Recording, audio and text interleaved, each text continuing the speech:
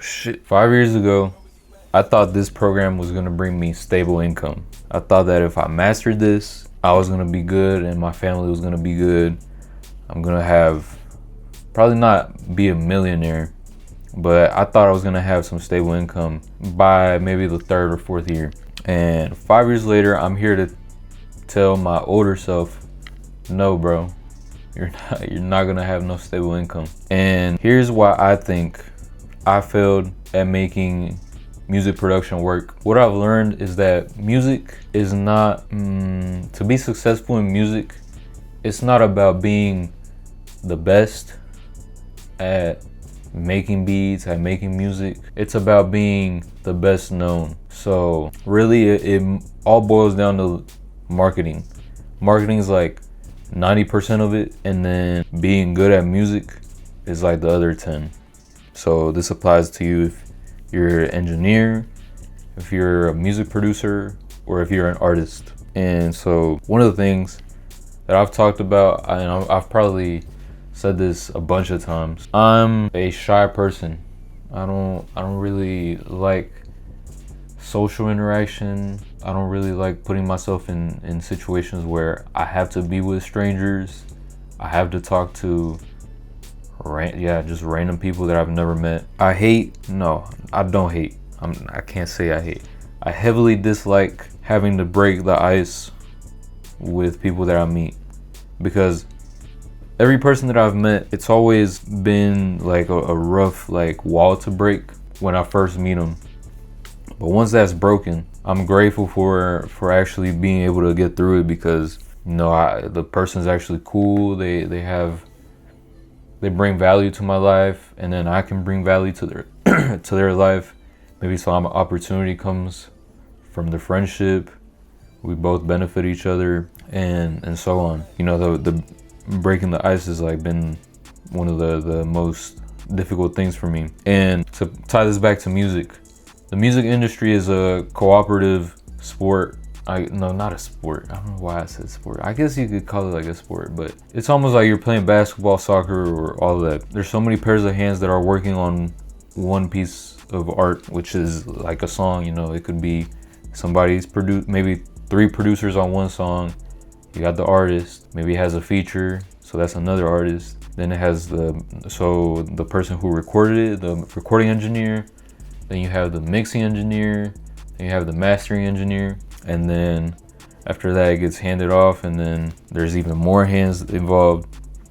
Anyways, it's a cooperative sport, and you have to be able to interact with people and meet people, and you just have to be very social, I think. And I think that's one of the things that I probably should have looked at before I even fully dove into it, because my time probably could have been spent in better ways. I currently am a barber, and obviously this is another social, I guess, job. I don't want to really call it a job. It's like a social hustle. But what I really enjoy about it is that it's just a one-off. I'm interacting with just one person at one time. It's not like I'm stepping into a room of like 10 in the studio. But that's one of the attributes that I didn't have going into it. So I feel like I was already at a disadvantage. There you go. That's the word I was looking for. And I get pretty much this is like really the whole reason. I would make on average like 3 to 4 beats a day for the first 3 years probably. And really, I really wouldn't upload on YouTube just because I think I just didn't feel like I was good enough. I always wanted to be better in my own eyes. But right now, I kind of regret that. I should have been just uploading everything. Who knows where my type beat channel would have been. And also, I probably should have built the brand around producing by showing my face, posting on social media every single day. And maybe I probably would have gone somewhere with that.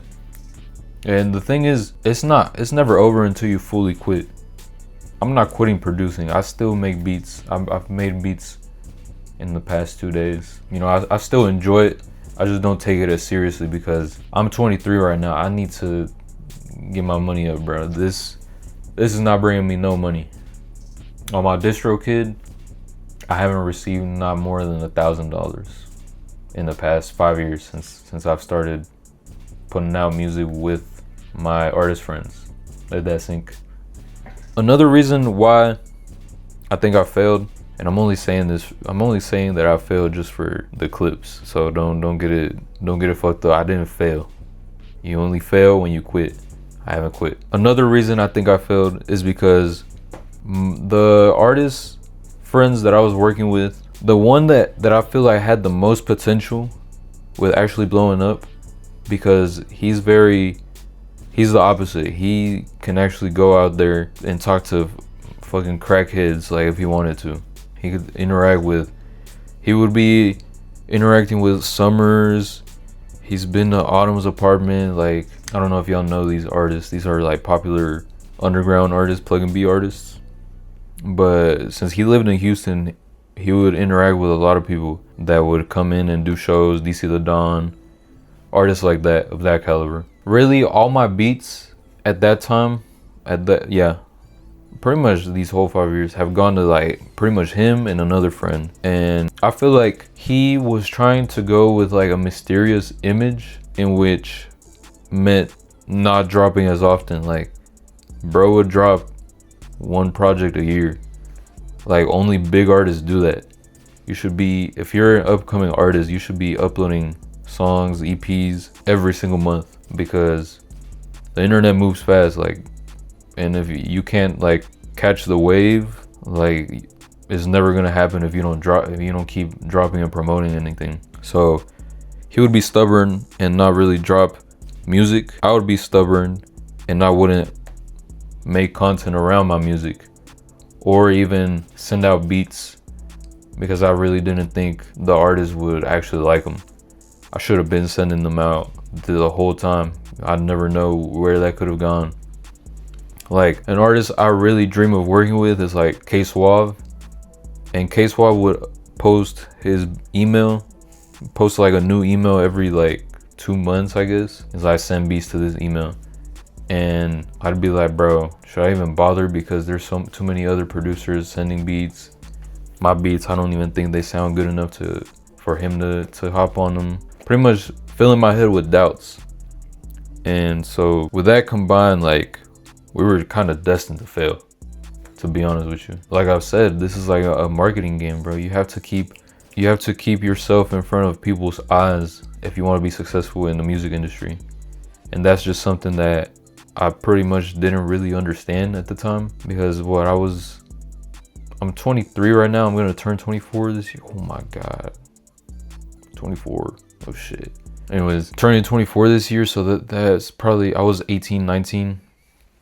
A lot of people think they're fully grown at like 18. I probably also thought that too. But really, like, the way you think at 18 is so different at 21. Those 3 years, like, you experience like, how do I explain it? Like, you change your perspective on a lot of things in life, of what you thought. Like, you really become, like, if you're a guy like me, you become just an adult to a full grown.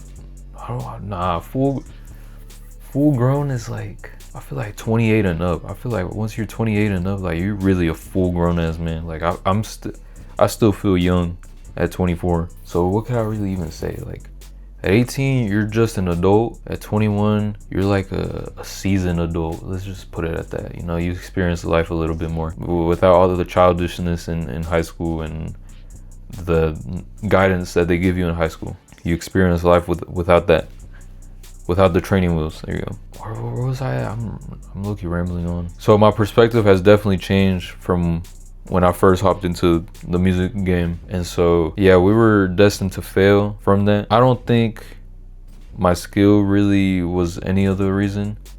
You know, I mostly make like ambient, K-Suave, Pierre-born type beats, because that's like my inspiration. That's really what I like to do. I think if you want to blow up off of sound, you really have to like innovate and like do something like crazy different, like how Too Slimy did with the distorted beats. Even though I have an opinion on that as well, but I'm not gonna state it right now here in this video. If you want to just blow up from your beats, you have to create a crazy sound. If you want to blow up just as a regular producer, You literally just have to market yourself. And obviously the game has changed. Like really what you could have done back then is probably different from what you can do now, or what you have to do now. Also, another reason why I also feel like I failed, and this kind of ties into my first reason of just being not wanting social interaction. Rappers are so difficult to work with. They're some of the most unreliable people. They're egotistical and they're so like needy. And also, I mean, we just gonna keep it honest, bro. Like they talk about money, but they don't want to pay up ever. Like pretty much all these, you can search up on TikTok or on YouTube, like so many stories of people just probably not getting paid, whether that's a label or just the artists themselves. They don't want to give splits. That's another reason why I decided I probably wanted out of the industry of maybe trying to actually make it. If I do still have a chance at making it as a producer, and you know, everybody's vision of making it is different. My vision of making it is just being able to live off the income that I get from producing. So really that could be just 10K a month, so 120,000 a year just from producing. Like I'd be set with that. Like that's making it to me.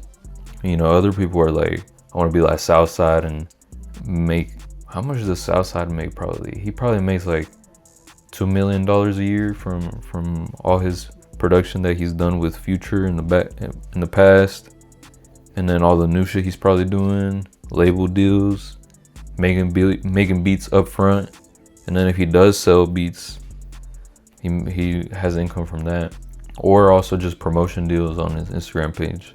But maybe some of y'all's vision of making it would be something like more like that. To wrap this up, like I've said, I haven't failed at music.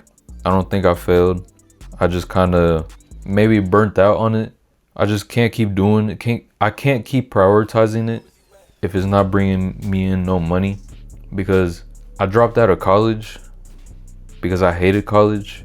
I think a lot of people hate college, but because my heart was not in college, and I wanted to be like an entrepreneur. A producer is also, I would consider an entrepreneur, because you know you're working for yourself. You make the supply and you run your own business as a producer. Part of the reason I dropped out of college is because I wanted to be an entrepreneur and just have my own thing going on. And I can't keep doing my own thing and not making money if I've been doing it for 5 years. You kind of get what I'm saying?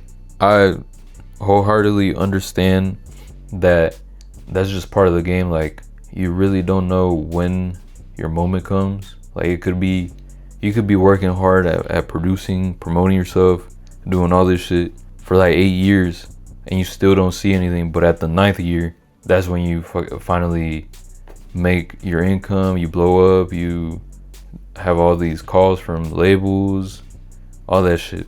I'm at a point in time where I want to be able to help my parents financially, and I just can't keep counting on the maybe that I will make it as a producer. And also the really close artist friend that I have, I could tell he's not into music no more. And it sucks to say that really I was counting on him, you know, to be like our one-way ticket out of here as in like out of the hood, like making it with money. But like if his heart is not in it no more, because he was like my duo, I would consider him my duo, you know. Anytime you hear his music, it's my tag and then his vocals. If his heart is not in it, then it's just gonna be a one-sided thing. And so I just had to pivot a little bit. Now I set this back as a little bit of a hobby. I'm gonna still be doing it. I still have songs coming out. The most recent one that's kind of going a little bit crazy is Dallas Baby by yicckidd. I'll probably put a picture of the cover art, and then I'll put it on the link in the description so I can go give it a listen. That's produced by me.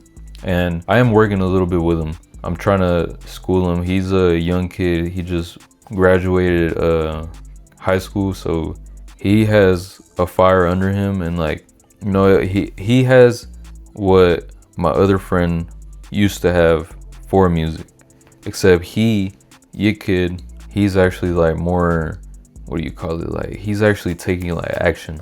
Like he's posting every single day. He's promoting the song, and there's females that are posting to the sound on TikTok to the song. So I'm really excited to be working with him very closely.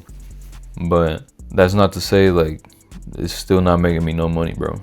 I know I've been doing it for the love of the game for so long. I need some money now, bro. I'm sorry. But yeah, I'm rambling on. If you enjoyed this video, like, comment, subscribe. Let me know what else you want to see. Let me know how else I could improve the videos. Do y'all even enjoy me just talking about shit? This one is a little bit different still from the constant videos where I'm just talking about certain shit. And yeah, I'll see y'all later. Peace.